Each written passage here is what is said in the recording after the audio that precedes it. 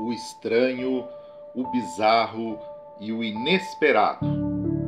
A história de hoje provará que o outro lado pode se manifestar em momentos inesperados.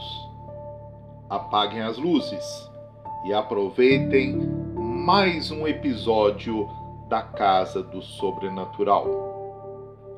A história de hoje se passa em uma cidade histórica no interior de Minas Gerais, em uma casa singela onde morava Ana, uma senhora conhecida no bairro pelos doces deliciosos que fazia.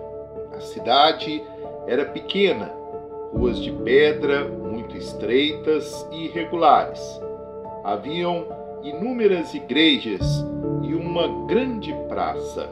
A casa de Ana era alta e da janela do quarto ela conseguia ter uma boa visão da rua logo abaixo.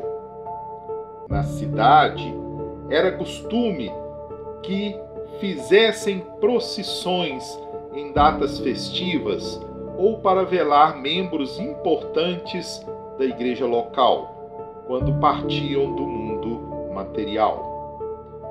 Ana geralmente assistia essas procissões da janela do seu quarto. Era um costume da dona Ana. Depois de fazer e vender seus famosos doces, ela se apoiava na janela para ver se havia alguma procissão passando pela rua, uma forma de passar o tempo. Anos se passaram e a cidade começou a ficar conhecida por uma lenda da procissão das almas. Na lenda diziam que durante a madrugada, em dia de finados, ocorria uma procissão realizada somente pelas almas dos mortos, e que se você assistisse a esta procissão, uma das almas sairia da procissão e iria até você. Ana tomou ciência da lenda que circulava na cidade, mas não se deixou assustar. Ela continuava com o seu costume. Ana sempre dormiu cedo e não pretendia perder seu sono para pôr à prova a lenda que circulava pela cidade. Certo dia, Ana recebeu sua filha Helena e suas netas Clara e Júlia para passar uns dias. Ela contou às suas netas sobre a lenda da procissão das almas. Suas netinhas de 12 anos ficaram muito assustadas.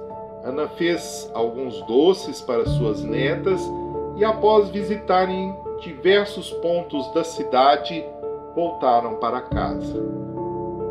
A cidade estava movimentada, como sempre, e uma procissão passou em homenagem aos mortos, como em qualquer dia de finados. Ana voltou para casa com sua filha e netas.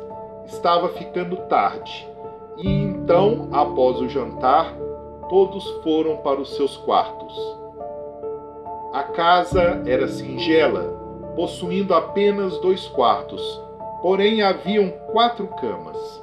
Ana ficou com sua filha em um dos quartos e deixou suas netas no quarto em que dormia, que era mais aconchegante. Logo, Clara e Júlia, que já estavam bem cansadas, foram dormir. Era cerca de meia-noite quando Clara e Júlia acordaram. Elas ouviam um som vindo da rua, semelhante a uma corrente sendo arrastada, e ambas levantaram das suas camas assustadas. O som parecia vir da rua, e junto do som, ambas ouviam o que pareciam sussurros, além de uma luminosidade que chegava até a janela do quarto e vinha da rua logo abaixo. Clara se lembrou da lenda que sua avó lhe contou e ficou assustada, mas Júlia disse que era só mais uma procissão, como a da tarde do mesmo dia. Ambas foram até a janela e, abaixadas e encolhidas, elas olharam para a direção da qual os sons e a luz vinham e viram uma procissão de pessoas com lenços brancos sobre os rostos e todos carregando velas. Porém, as irmãs não conseguiam identificar de onde vinha o alto som de correntes sendo arrastadas. As figuras murmuravam baixinho e era impossível saber o que diziam. Querendo ver melhor a procissão, Júlia resolveu abrir uma greta na janela do quarto. E foi quando uma das figuras olhou na direção de Júlia. Não era possível ver o rosto por causa do véu.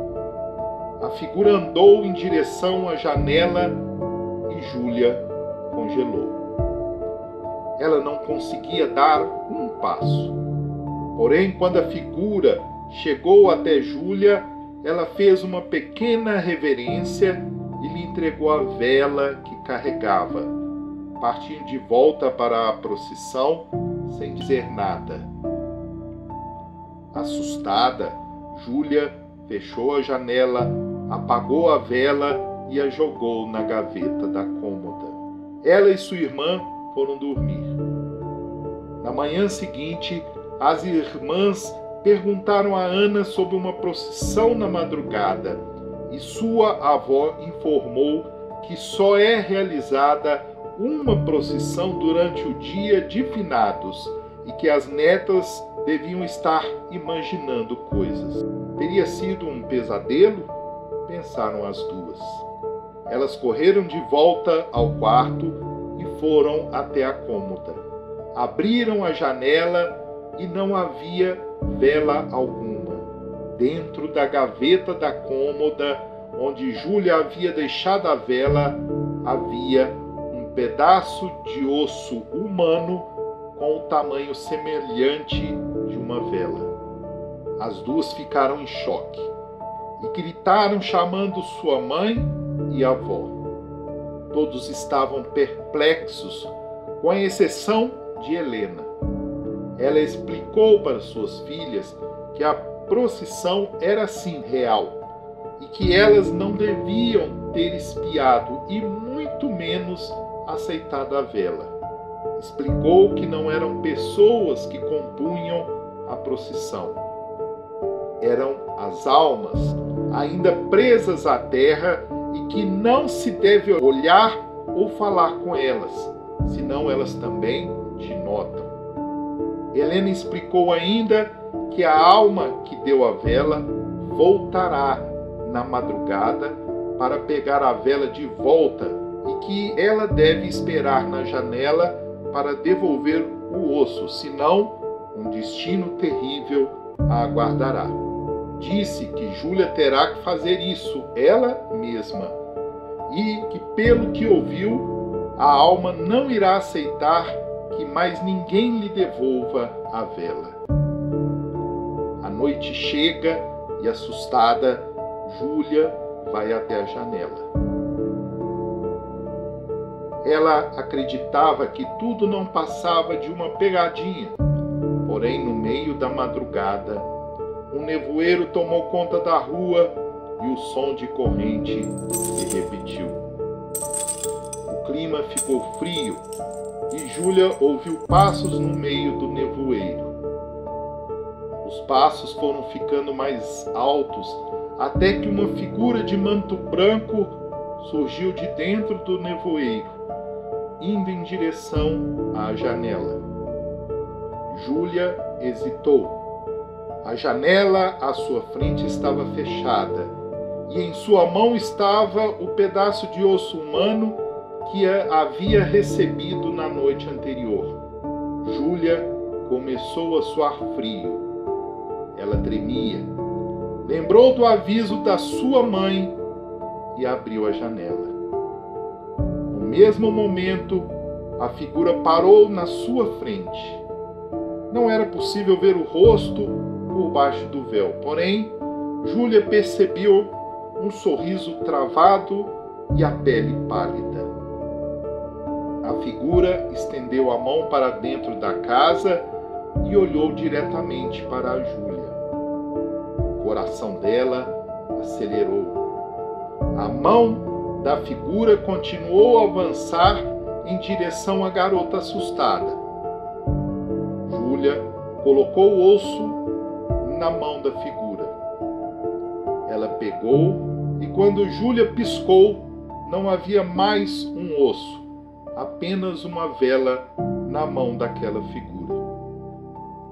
Ela recolheu o braço lentamente e, ainda olhando diretamente para a garota, se virou e foi de encontro ao nevoeiro e logo após desapareceu.